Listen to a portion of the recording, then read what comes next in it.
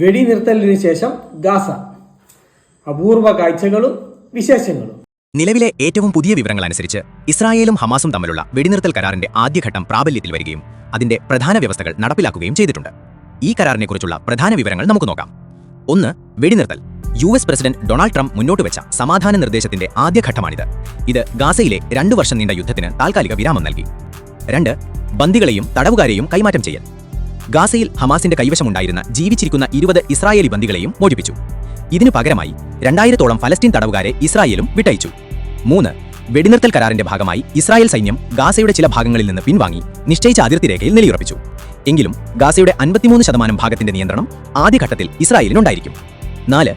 ലോകത്തിന്റെ നാനാഭാഗങ്ങളിൽ നിന്നും കടുത്ത ഭക്ഷ്യക്ഷാമം നേരിടുന്ന ഗാസയിലേക്ക് മനുഷ്യത്വപരമായ സഹായങ്ങൾ, ഭക്ഷണം, മരുന്ന്, ഇന്ധനം എത്തിക്കുന്നത് വർദ്ധിപ്പിച്ചു.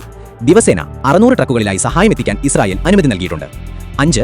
വെടിനിർത്തൽ പ്രാബല്യത്തിൽ വന്നതോടെ തെക്കൻ ഗാസയിലേക്ക് പലായനം ചെയ്ത ലക്ഷക്കണക്കിന് ഫലസ്തീനികൾ തകർന്നടിഞ്ഞ തങ്ങളുടെ വീടുകളിലേക്ക് മടങ്ങാൻ തുടങ്ങി. ഈ വെടിനിർത്തൽ ഒരു വിരാമം അഥവാ പോസ് മാത്രമാണെന്നും യുദ്ധത്തിന്റെ പൂർണ്ണമായ അവസാനമല്ലെന്നും പലരും കരുതുന്നു. കാരണം ഹമാസിനെ പൂർണ്ണമായും നിരായുധമാക്കുക, ഗാസയുടെ ഭാവി ഭരണം എങ്ങനെയായിരിക്കണം തുടങ്ങിയ സമാധാന നിർദ്ദേശത്തിന്റെ മറ്റു ഘട്ടങ്ങളെക്കുറിച്ച് ഇപ്പോഴും അനിശ്ചിതത്വമുണ്ട്.